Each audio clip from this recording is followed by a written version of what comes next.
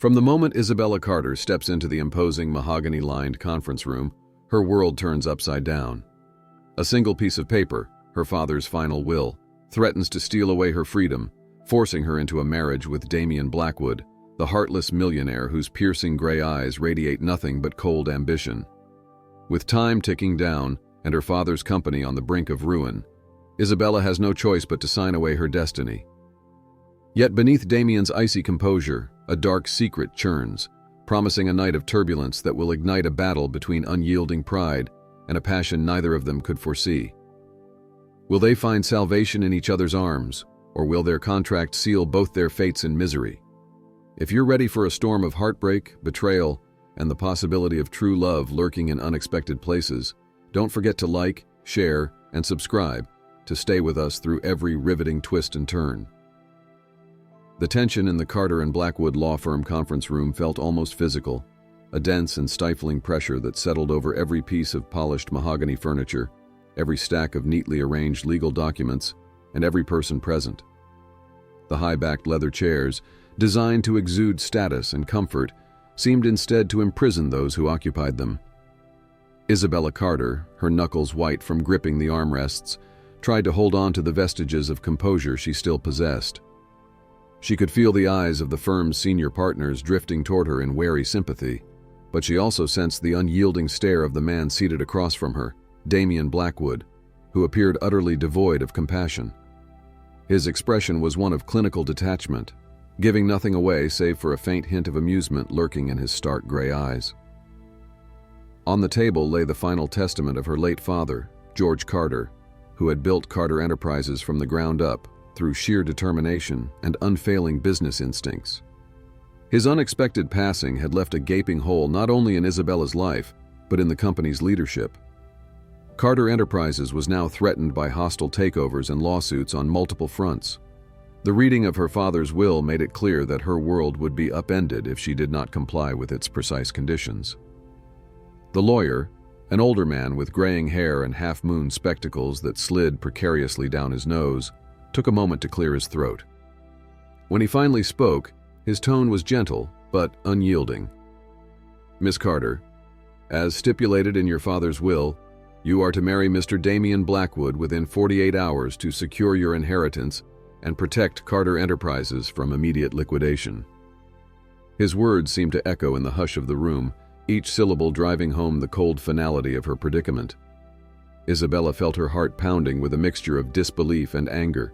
Every fiber of her being rebelled at the notion that her father, the man she had idolized, would force her into a marriage for the sake of business.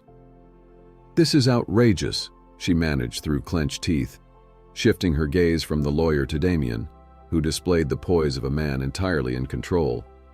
"My father would never coerce me into something like this." Damian's lips curved into the faintest smirk. His voice, tinged with condescension, held a lethal calm. "Your father was a practical man who understood the importance of strong alliances. Carter Enterprises is on the brink, Isabella. This arrangement ensures its survival, yours and mine." She hated the way he spoke her name. So dismissive, so certain she had no choice. Yet the lawyer offered no reprieve.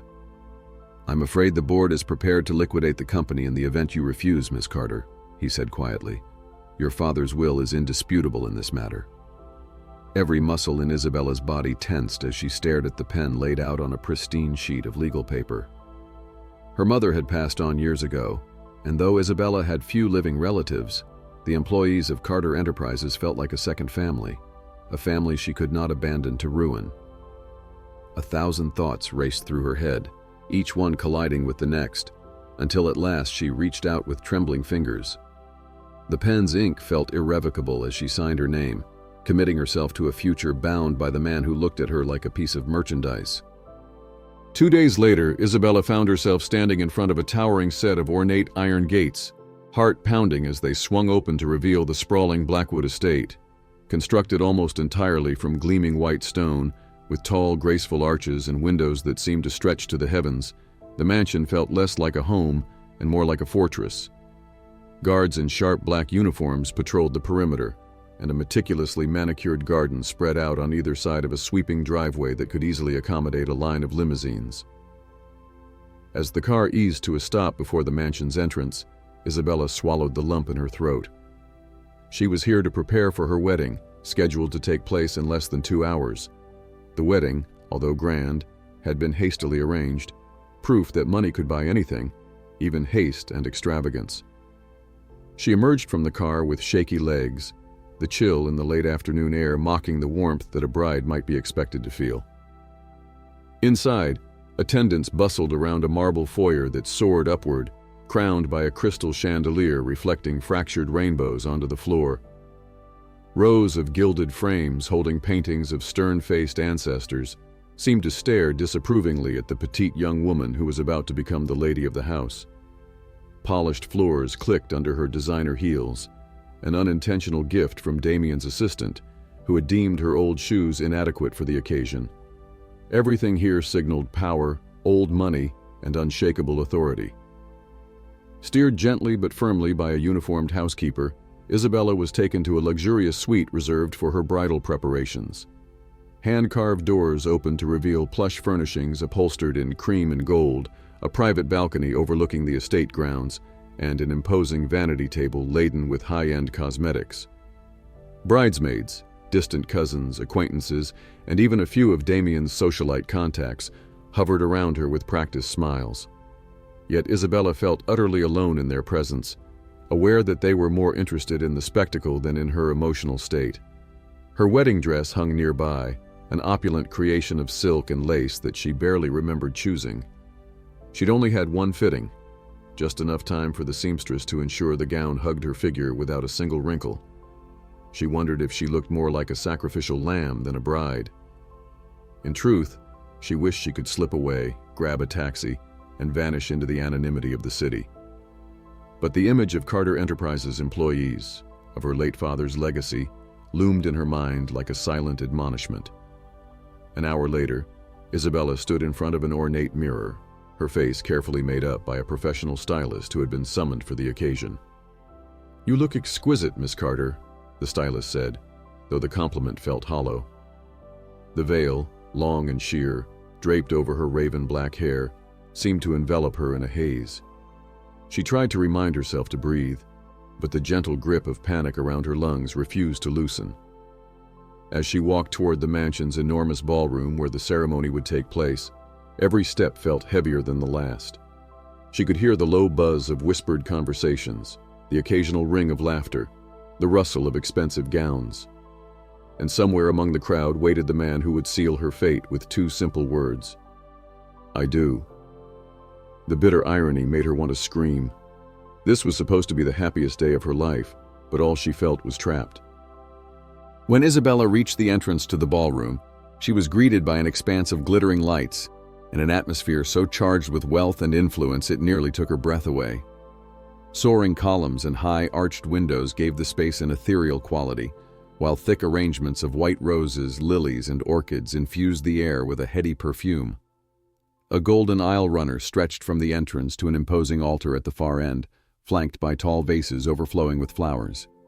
Rows of guests, CEOs, politicians, celebrities, and high-profile society figures, rose as Isabella entered, their collective gaze landing upon her in silent expectation. At the head of the aisle stood Damien, his presence commanding even among the grandeur. He wore a tailored black suit that fit him like a glove, his posture as perfect as if he were carved from marble. Cold gray eyes scanned the ballroom, betraying no emotion. As he spotted Isabella, that penetrating gaze settled on her for a moment longer than usual. She felt a jolt of defiance rise inside her, bracing herself against the sense of dread that churned in her stomach. Isabella's footsteps moved in time with the soft strains of a classical quartet playing in the corner. Every measure of music resonated through her mind, urging her forward like a marionette on strings. She refused to meet the searching looks of guests on either side. She knew what their faces said: curiosity, pity, and perhaps even a hint of schadenfreude. After all, they were here to witness a spectacle, the marriage of a grieving heiress who had no choice but to wed a powerful, ruthless man. When she finally reached the altar, she forced herself to look at Damien. His features, angular and resolute, displayed no hint of compassion. Only a flash in his eyes suggested he was aware of her discomfort and took a sort of grim satisfaction in it. Standing beside him, Isabella felt dwarfed by his presence. The officiant, robed in formal attire, cleared his throat and began speaking in a solemn tone about unity, partnership, and sacred bonds. The irony was almost too much to bear.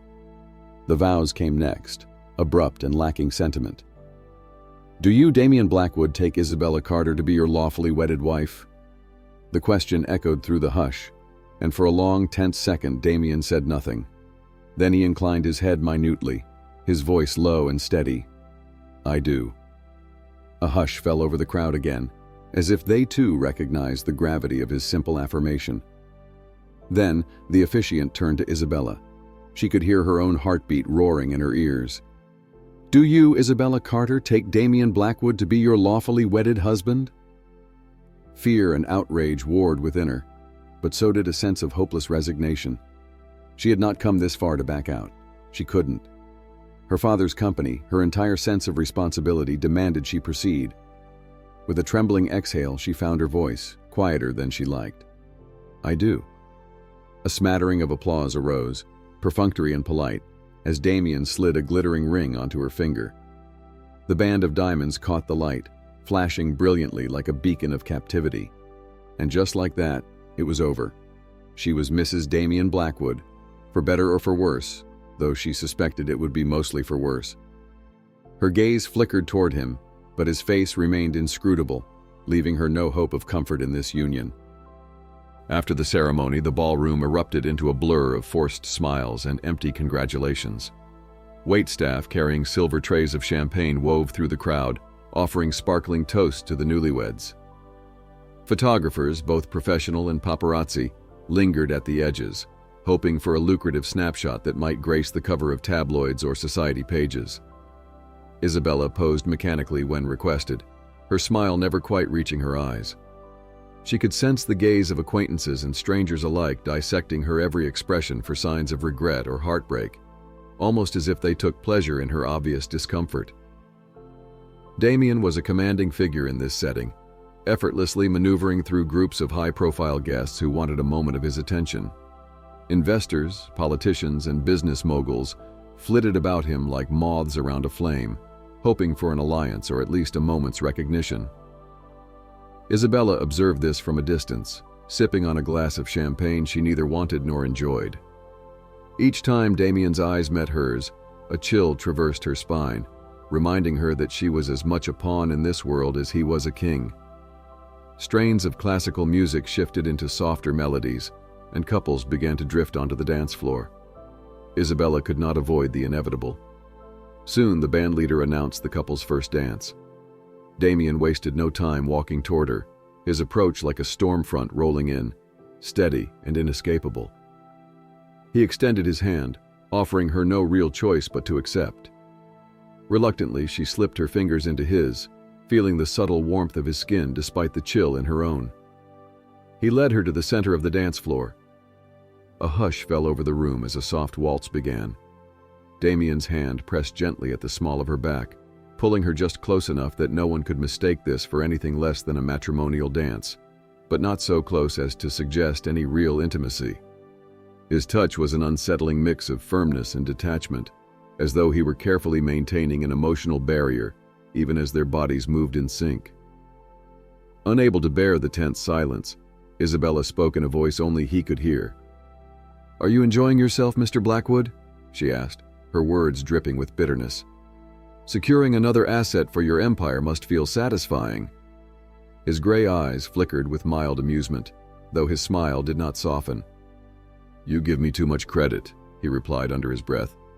"If your father's will hadn't forced my hand, I wouldn't be wasting my time on something as frivolous as a wedding." The remark stung, but Isabella gritted her teeth and refused to let him see her hurt. "At least we agree on one thing. Neither of us wants this." Something flashed across his face, annoyance perhaps, or a flicker of guilt. But in an instant, it was gone, replaced by the same impassive mask. "Let's get through tonight, Isabella. Afterward, I won't impose on your life any more than necessary." Before she could formulate a cutting reply, the waltz ended. Applause rippled through the ballroom as the orchestra segued into a livelier tune, and guests swept onto the dance floor to join them. Damien released her hand, stepped back, and turned to greet yet another corporate ally. Isabella felt cold, deserted in a room full of people, her new husband already an ocean away in spirit. Though champagne flutes continued to clink and conversation buzzed around them, Isabella recognized the hollow nature of this celebration. It was all for show. She was a bride in name, but inside she felt more like a bystander at an elaborate masquerade, one where everyone wore beautiful faces but hid sinister intentions underneath. The wedding festivities lasted well into the evening, and by the time the last guest departed, Isabella was exhausted to her core. The knowledge that she was now expected to move into the Blackwood mansion and share a life, at least in public, with a man whose presence chilled her was a weight pressing down on her shoulders. As the clock struck midnight, the newlyweds were ushered upstairs by a discreet butler who offered polite congratulations before vanishing down the corridor. Inside the master suite, the dominating design aesthetic of the estate persisted: dark walls, sleek gray drapes, and minimalist furnishings that radiated a severe elegance. A large fireplace flickered in the corner, casting dancing shadows on the high ceiling. Damien stood near a tall window overlooking the estate gardens, his silhouette outlined by the faint glow of moonlight.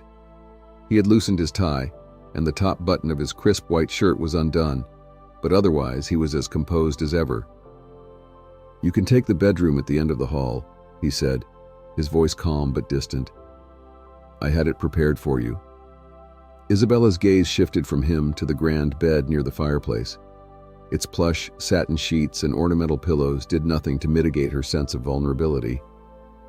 "I thought this was supposed to be our wedding night," she said quietly, unsure why she even bothered to point out the obvious. Damien turned to face her, arms crossed over his broad chest. "We're legally married, Isabella, but this is a contract first and foremost. I gained control over Carter Enterprises and you kept your inheritance. That's all that matters." His words provoked a hot flash of anger beneath her ribs, but also a confusing sense of relief. She was terrified of the notion of physical intimacy with a man who viewed her as a mere acquisition. Yet being dismissed so casually, as though she were beneath his desire, pricked her pride. She forced a laugh laced with sarcasm. "So the Heartless Millionaire has some scruples after all? Or are you just not interested?" For a moment he didn't respond, though tension crackled in the silence. Then his jaw clenched almost imperceptibly. "I'm not in the habit of taking what isn't freely given." His words hung in the air, surprising her with their unexpected civility. Before she could decipher her own reaction, he turned away, returning his focus to the moonlit garden. Realizing she wouldn't get more conversation from him, Isabella gathered the skirts of her wedding gown and moved toward the door. She paused as an unspoken question formed in her mind. Why did her father arrange for her to marry this particular man, a man whose demeanor was as cold and distant as a mountain peak? It was a mystery she would have to unravel in her own time. Stepping into the hallway, she could feel the oppressive quiet of the estate closing in around her. Portraits of ancestors, Blackwoods who had come before, lined the walls, their painted eyes seeming to follow her every step. Eventually, she reached the bedroom Damien had indicated. It was nearly as lavish as the master suite, but carried a softer color palette of cream and gold. A canopy bed, an antique vanity table, and floor-to-ceiling windows overlooking a rose garden comprised the main features. Letting out a breath she hadn't realized she was holding, Isabella locked the door behind her. She needed a moment to collect herself, to accept that this was her life now. She was a married woman, but her marriage was a cold business arrangement sealed by a ring of diamonds. She lowered herself onto the bed, exhaustion sweeping through her limbs. Even so, sleep was a distant prospect, replaced by the swirl of confused emotions and the memory of Damien's unreadable gaze. In the days that followed, Isabella settled into the Blackwood mansion with the practiced calm of someone who had no other choice. She rose each morning to the quiet hush of servants going about their chores, dusting priceless statues, polishing marble floors, arranging fresh flowers in the foyers. The estate was so large that she could walk for half an hour and still not explore every wing, corridor, and secret garden. Damien remained a spectral figure, leaving before she awoke and often returning long after she had retreated to her private bedroom. Despite the glacial tension between them, there was an unspoken agreement to maintain appearances. At social functions, a fundraiser at the mayor's residence, a black-tie charity gala, and a few board meetings at Carter Enterprises, Isabella was dutifully at Damien's side, the picture of a composed wife. On each occasion, she wore designer gowns and diamond jewelry that had been sent by personal shoppers under his directive. The press, well aware of the abrupt nature of their union, snapped photographs and penned speculative articles about the new Mrs. Blackwood. Yet Isabella did her best to keep her chin high, refusing to betray the turmoil simmering just beneath the surface. All the while, Carter Enterprises loomed in the background of her consciousness. She visited the corporate offices a few times, acutely aware of the changes being enacted by Damien and his team of financial experts. Employees seemed guarded in her presence.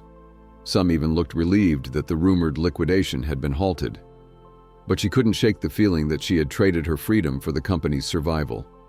One rainy afternoon, restless from the stifling atmosphere of the mansion, Isabella wandered into the estate library, an expansive room lined with oak shelves that soared to the ceiling. The faint scent of old books and polished wood reminded her of childhood weekends in her father's study. She traced a finger along a row of leather-bound classics, trying to calm the storm of thoughts in her mind. She had nearly forgotten where she was when a familiar voice interrupted. "You read Austen?" Damien's question startled her. He stood at the threshold, jacket draped over one arm, shirt sleeves rolled up to reveal strong forearms. Water droplets clung to his hair, evidence of his having come in from the rain without an umbrella. She gripped the novel, Pride and Prejudice, and turned to face him. "Is it so surprising?" He stepped further into the room. "I've known women who treated libraries as ornamental showpieces. You don't strike me as one of them." Though he spoke evenly, Isabella detected a hint of something close to respect in his voice. "My father encouraged me to read everything I could get my hands on," she replied, hugging the book to her chest. A silence stretched between them as thunder rumbled outside. The tension that always seemed to vibrate in the air around them was different now, less cold, more curious. For a moment, Isabella wondered if they might have a civil conversation. But then Damien's phone buzzed. He glanced at it, an unreadable expression crossing his face. Without another word, he turned on his heel and left, the door clicking softly behind him. Although the encounter was brief, it left Isabella unsettled. She replayed it in her mind later that evening, lying awake in her bedroom with the sound of rain tapping against the window. Damien was an enigma, a businessman with a reputation for being ruthless, yet occasionally he showed glimmers of something else, a hesitant kindness or an unexpected understanding. She tried to brush it off as her imagination. Regardless of what she felt, their marriage remained a contractual obligation. She would do well to remember that. It was during another of those restless, rainy nights that Isabella experienced a strange moment of closeness with her husband. She had been pacing through one of the estate's long corridors, her feet clad in simple slippers, the hem of her silk robe trailing behind her. The storm outside was fierce, lightning illuminating the massive windows that overlooked the manicured gardens. Suddenly, she slipped on a patch of polished floor made slick by her wet slippers. Her startled cry echoed off the walls as she braced for impact. Before she could crash onto the marble, strong arms looped around her waist, steadying her. Disoriented, she blinked up into Damien's face, his gray eyes reflecting a mix of concern and something else she couldn't name. "You should be more careful," he muttered under his breath, voice rough with the remnants of adrenaline. Though his tone was chastising, his touch was surprisingly gentle. Her heart thudded painfully, caught off guard by both the near fall and the closeness. I didn't realize you were home," she managed, trying to steady her breathing. He didn't immediately release her. She could feel his heartbeat against her shoulder, strong and quick. For a fleeting instant, it felt as if they existed in a bubble of heightened awareness. No corporate deals, no forced marriage, just two people who had momentarily forgotten their roles. "Why are you out of bed?" he asked, his voice quieter now. "It's past midnight." Struggling to appear unaffected, Isabella extricated herself from his arms. "I couldn't sleep," she admitted, rubbing her wrist. "My mind won't stop spinning." His gaze flicked over her face as if searching for something in her expression. She half expected a cutting remark about her nerves or a cold dismissal. Instead, he cleared his throat. "I was working late in my study," he said, as if offering an explanation. "Maybe you should—" But he stopped abruptly, perhaps realizing that giving her advice on sleeping would sound far too personal. Silence enveloped them again. Outside, thunder roared, causing the lights to flicker. For a moment, Isabella thought she saw genuine worry cross Damien's features. Or maybe it was just a trick of the storm's illumination. Without another word, he stepped aside, allowing her to move freely down the corridor. She did so with a measured dignity, trying not to betray the tumult within. Just as she reached the door to her room, she heard his voice behind her, lower than before. "Good night, Isabella."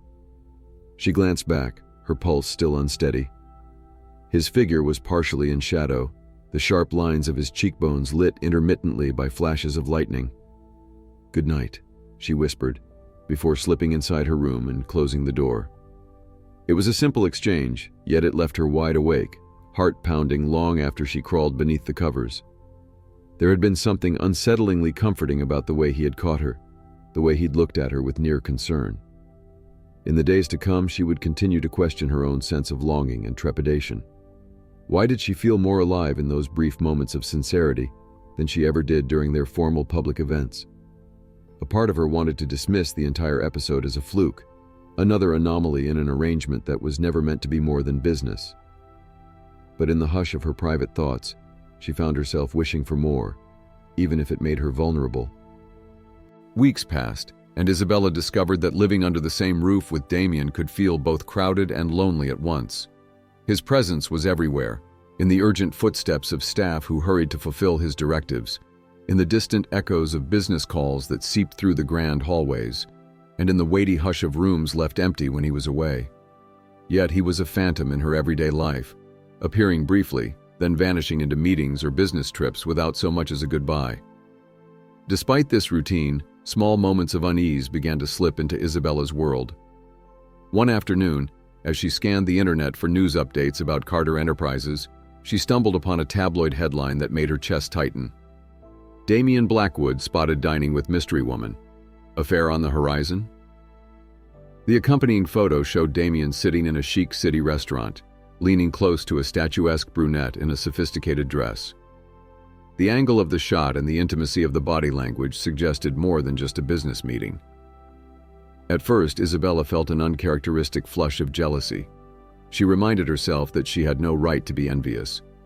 Their marriage was a contract, after all, not a romantic union. Yet anger still simmered beneath her skin, mingled with an odd sense of betrayal.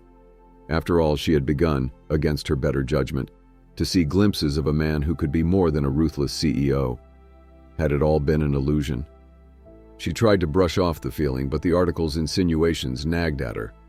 When Damien returned from a meeting later that day, she confronted him in the hallway. "Is it true you're seeing someone else?" she demanded, holding up her phone to display the scandalous headline. His response was immediate and dismissive. "That's nonsense," he said flatly, barely glancing at the screen. "The woman is a potential investor. We were discussing business." The tension in the corridor became palpable. Isabella scoffed, hardly satisfied. "The press seems to think otherwise." Damien's eyes flashed with annoyance, a muscle ticking in his jaw.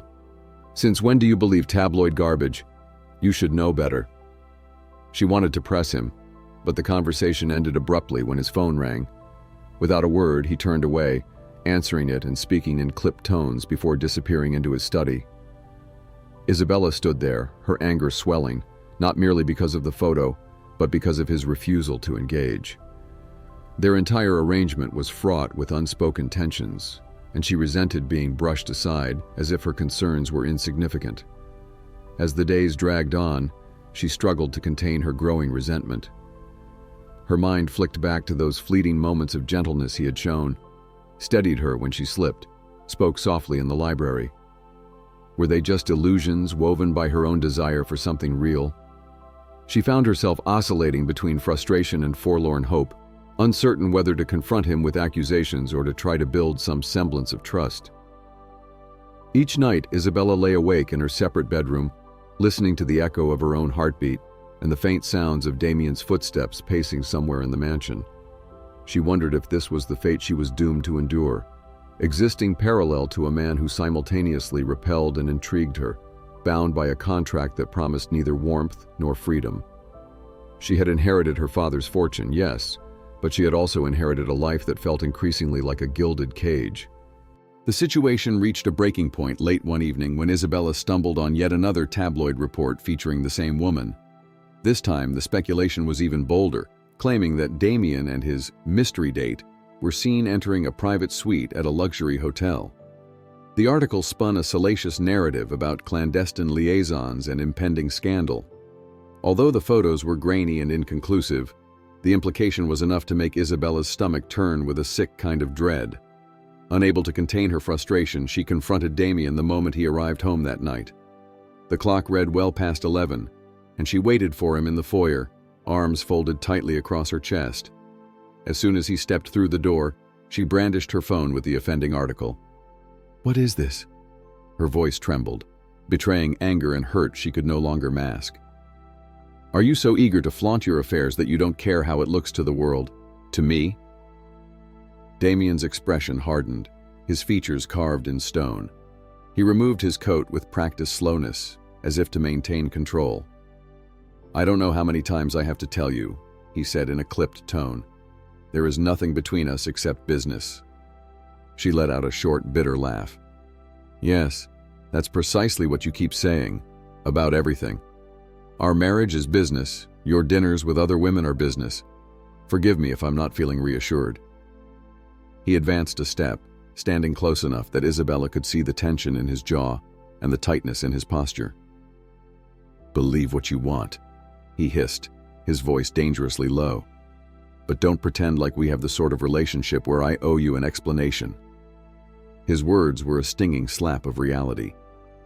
In a moment of wounded pride and pent-up frustration, Isabella snapped. "Fine," she said, voice cracking. "Then maybe we should end this farce of a marriage before it humiliates both of us further." Damien's gaze flicked over her face, and for an instant she thought she saw something flicker in his eyes. Regret, panic, or perhaps anger.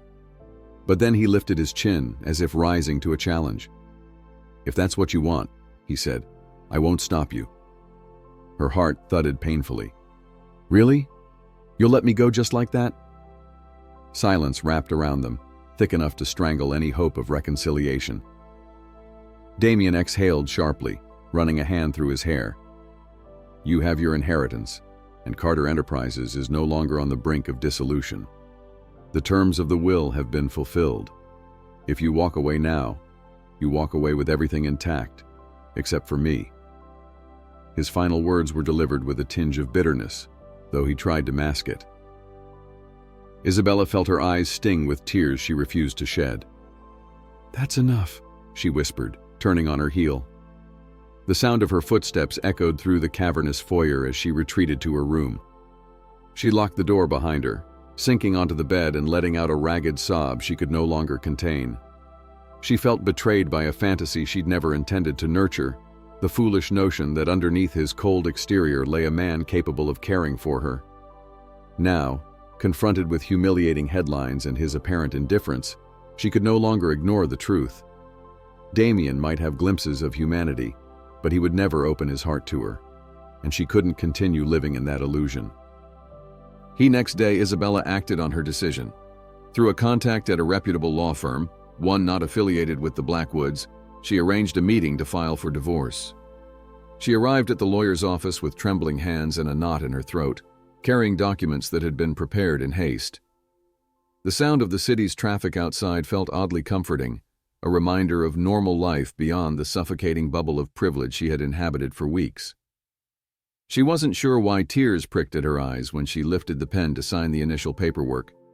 After all, she had never truly had a marriage, just a legally binding agreement. Yet a part of her felt like she was relinquishing something irreplaceable, perhaps the faint hope that this forced union could have transformed into something genuine. She took a steadying breath and forced her pen across the lines, her signature looking shaky yet bold on the crisp pages. The lawyer, A sympathetic woman in her 50s named Harriet Barnes gave Isabella a soft, understanding smile. "I'm sorry you have to go through this," she said, collecting the papers. "Given the circumstances, and considering the short duration of the marriage, it should be straightforward, especially if Mr. Blackwood doesn't contest it." That last phrase felt like a punch to Isabella's gut. She knew Damien well enough to suspect he wouldn't fight her decision. He would see it as another business decision, a matter of convenience. If they parted ways amicably, there would be fewer entanglements. Maybe that's exactly what he wanted. After the meeting, Isabella left the law firm, shoulders slumped with exhaustion. Every step she took away from that building left her feeling more hollow inside. A crisp wind whisked through the streets, hinting at the change of seasons. She pulled her coat tighter around herself, feeling both liberated and untethered, like a bird that had just discovered the cage door open, but had no idea how to fly. That evening, she packed her belongings at the Blackwood mansion in silence. She took only what she could fit in 2 suitcases. The rest of her things had never truly felt like hers anyway. Standing in the ornate bedroom that had once awed her, she felt a surprising pang of sadness. The gold and cream decor, the canopy bed, the view of the rose garden. These were trappings of a life she had never fully embraced, but they had become oddly familiar. Night fell, and she half expected Damien to make an appearance, to barge in with accusations or perhaps a last-minute plea. But the house remained silent. Eventually, she hefted her suitcases and descended the curving staircase. The butler, an older gentleman named Franklin, offered to help her, a look of subdued concern etched on his lined face. She gently refused. "You've been very kind," she told Franklin, her voice faltering. "Thank you." He bowed his head respectfully. "I wish you well, Mrs. Blackwood." The name stung. She gave a small nod, then walked out into the chilly night.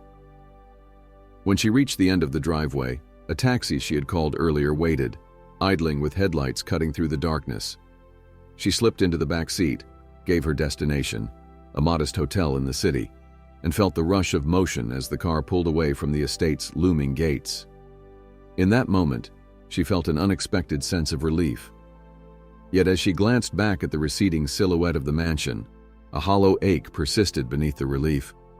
She was free from the pretense, free to shape her own destiny, and yet, she'd left a piece of herself in that house, a flicker of emotion she dared not name. Damien sat in his study, unmoving as the hours ticked by. He had declined dinner, dismissed the household staff, and turned off his phone, even though it vibrated incessantly with messages and calls. A thin stack of papers lay on the desk before him, the preliminary divorce documents Isabella had filed. His lawyer had quietly forwarded them earlier that day, along with a perfunctory note advising him of his rights. He stared at the pages, bitterness and regret warring within him. This was exactly the scenario he'd long claimed he wanted. No strings, no emotional baggage. A swift legal dissolution meant no messy complications. They could each walk away with their individual fortunes intact, Carter Enterprises saved, and the Blackwood Empire unscathed. It should have been a neat, perfect ending to a contract that had never promised anything more. Yet he could not bring himself to sign. Ever since Isabella left the mansion with suitcases in hand, the silence in the estate had become a living thing, echoing her absence at every turn. He had found himself wandering into the library late at night, standing near the shelves where she had once chosen books, and recalling the faint sound of her voice as she debated which novel to read next. In the corridor near his study, he remembered how he once caught her when she slipped, the warmth of her body momentarily pressed to his. Damien drank scotch by the fireplace, trying to burn away these memories that stubbornly refused to die. He replayed their final argument in his mind, flinching inwardly at how dismissive he had been. Yes, the tabloid headlines were nonsense. He'd never betrayed her physically or emotionally with another woman, but he had failed to realize that the real betrayal was his refusal to be honest with her, to confront the slow, unexpected shift in his own heart. The truth was, he had begun to care for her. No, it was more than that, a feeling far deeper, far more perilous than mere care. And so he had pushed her away, burying any sign of vulnerability beneath a veneer of cold indifference. By doing so, He had driven her into a corner until she had no choice but to leave. Now he was alone in the quiet gloom of his study, the faint crackle of logs in the fireplace mocking him with the warmth he had refused to offer her.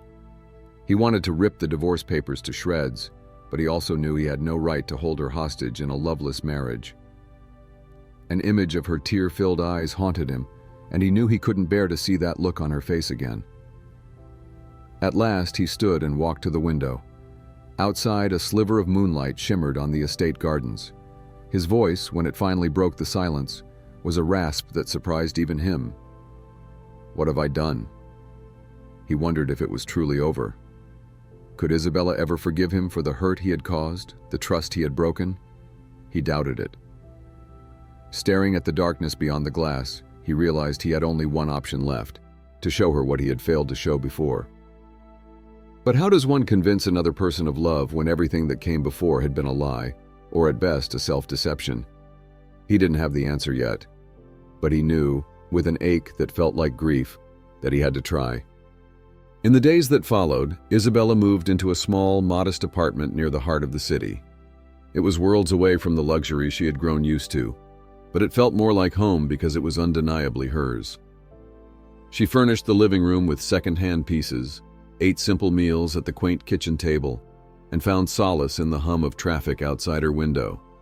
Yet a palpable emptiness persisted, one she tried to fill with the routine of daily life. Despite being out from under Damien's roof, she couldn't sever her responsibilities to Carter Enterprises. The executive board recognized her as an heir, and she still had a say in certain decisions, even though Damien had effective control. She debated whether to remain involved at all, but she sensed that walking away entirely would render her father's sacrifices meaningless. So she swallowed her turmoil and occasionally took calls from board members, her answers polite but distant. One afternoon, she turned on the television to catch the financial news and nearly dropped her teacup at what she saw. There on the screen was a live broadcast of a Blackwood Corporation press conference. A sea of reporters filled the frame, cameras flashing relentlessly. Standing at the podium was Damien, looking every bit the powerful CEO in a dark suit, his expression rigid.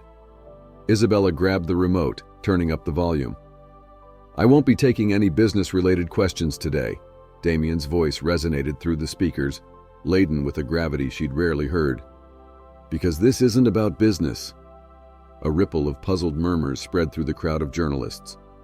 Isabella leaned forward in her seat, her heart hammering as she clutched a cushion.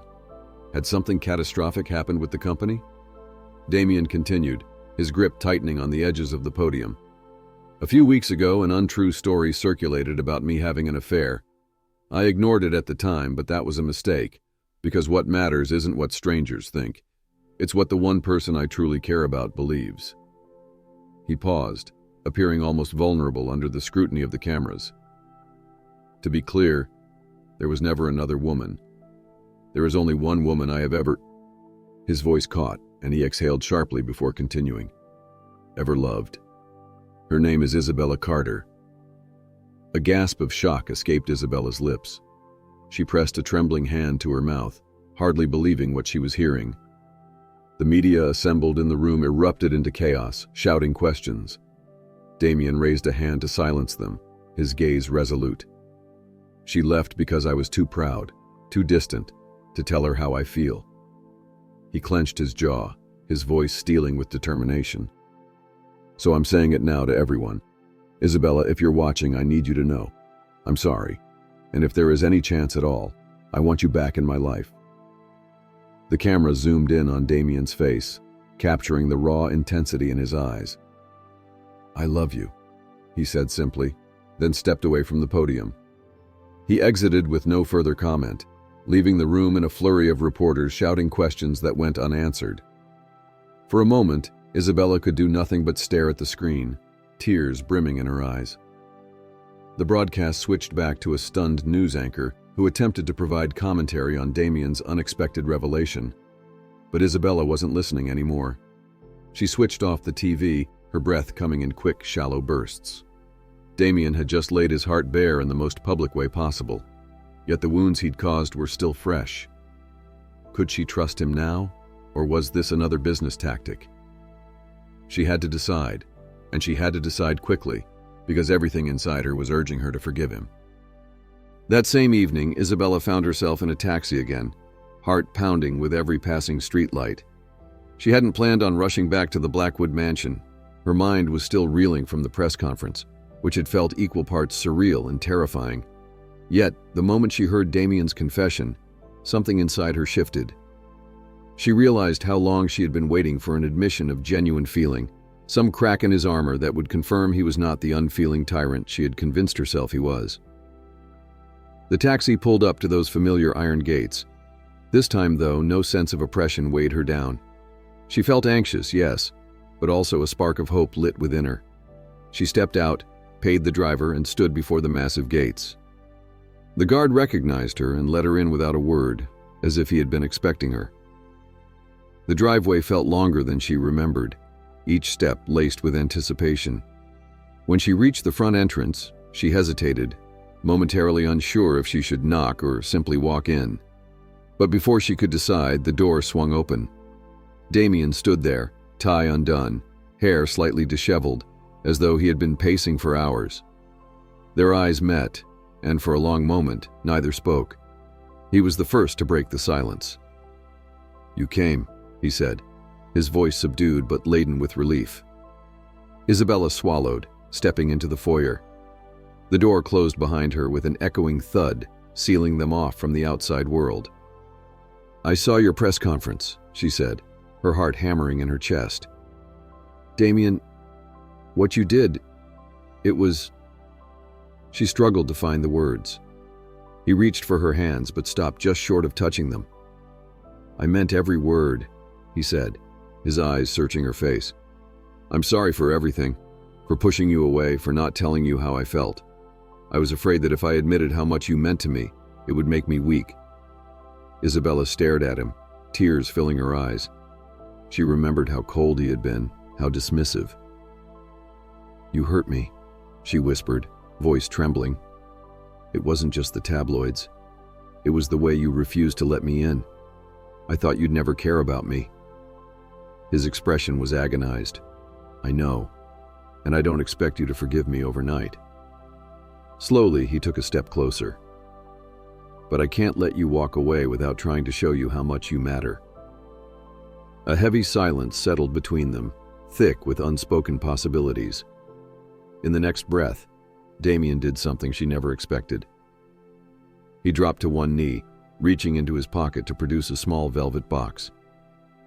Isabella's heart jolted as he opened it, revealing a simple yet stunning ring, a cluster of diamonds shaped like a blooming flower, far more personal than the cold band she'd worn before. "This time I'm asking, no, I'm begging," he said, voice low and fervent.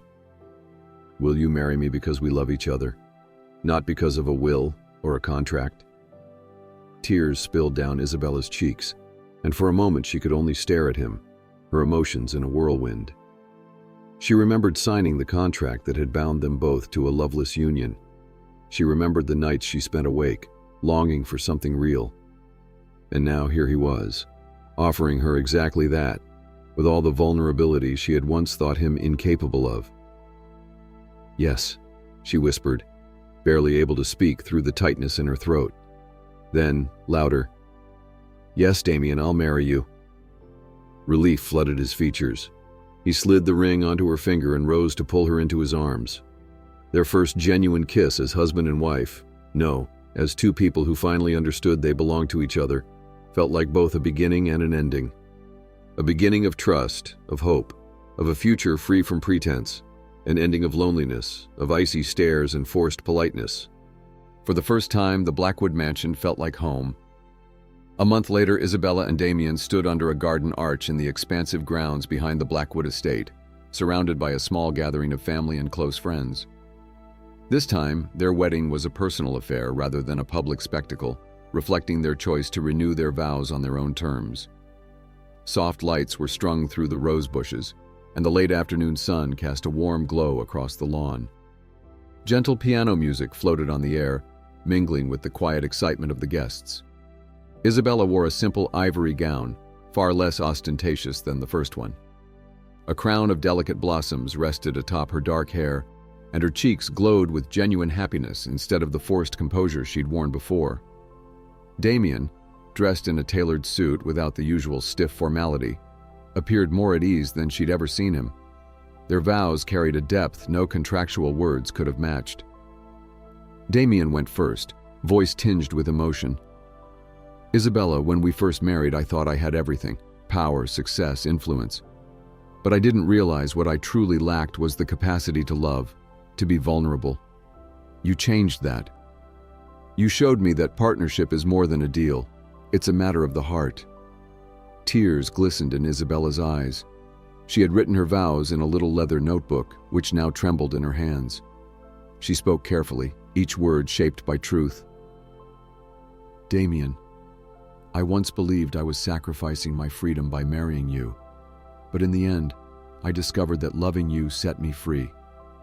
I love the man you are when no one's watching, the one who rescues me when I slip, who shares quiet moments in libraries, and who isn't afraid to stand up before the world to say how he feels. I promise to stand by you, to grow with you, and to love you in every moment we have." No one prompted the applause, but it broke out anyway, a spontaneous expression of joy from their onlookers.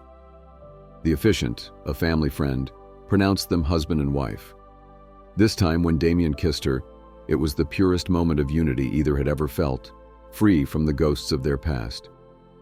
Their reception was held on the estate's terrace overlooking the labyrinth of rose gardens.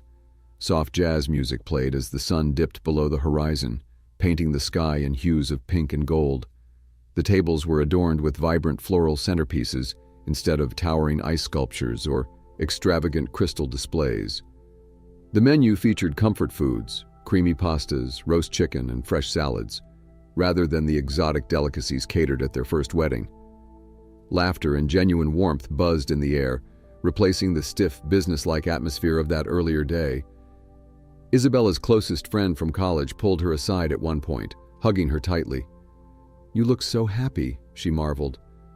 "This is the Isabella I remember, alive, radiant, and strong." Across the lawn, Damien was in conversation with a couple of business associates, but there was a marked difference in his demeanor. He included Isabella in his glances, often meeting her eyes to share a private smile. She realized with some surprise that he was proud to have her by his side, not as a corporate pawn, but as a genuine partner and wife. Later in the evening, as the celebration wound down and guests began to leave, Isabella and Damien strolled hand in hand through the rose gardens. Under the gentle light of lanterns, she noticed how the estate no longer seemed cold. Every bloom, every path, resonated with warmth and the promise of new beginnings. Eventually, they paused by a secluded fountain. Damien turned to her and brushed a stray curl from her face. "Thank you," he said quietly, his voice laden with gratitude. "Thank you for giving me a second chance." Isabella smiled, her heart full. "Thank you for choosing me, and for showing me that even in the most unexpected places, real love can blossom." They kissed as crickets chirped and the last traces of twilight clung to the sky. In that sacred moment, their love story found its true beginning, unburdened by contracts and obligations, guided instead by hope, trust, and the tender reality of choosing each other day after day.